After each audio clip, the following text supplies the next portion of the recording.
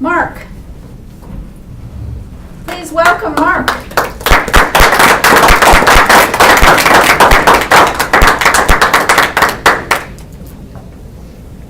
Mark, what gift that you always hoped for as a kid disappointed you when you finally got it?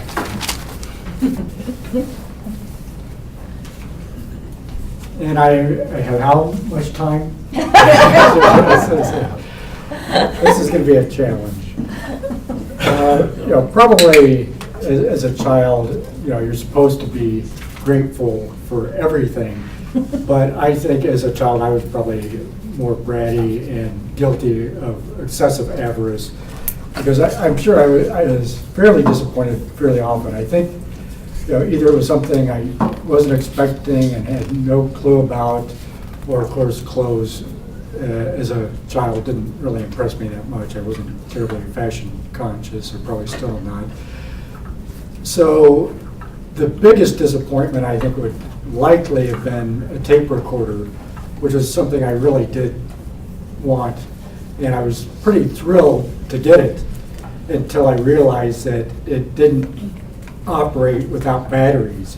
And that was extremely disappointing and frustrating. I guess that also shows as a child I was probably not only greedy but very impatient.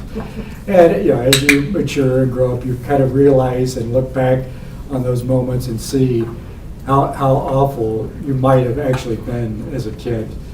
But in general, I'd say this country is kind of guilty of avarice in general. After all, isn't Thanksgiving kind of, as a tradition, a way of saying, well, let's see how much we can eat and gloat. Although I do know there are people that go out to soup kitchens and food for the homeless, and I certainly applaud that effort. But I think an awful lot of us just see how much we can eat and drink and think that that's the way to be grateful. And I got to believe that as one of the wealthiest, if not the wealthiest country, there are probably better ways to spend a day off.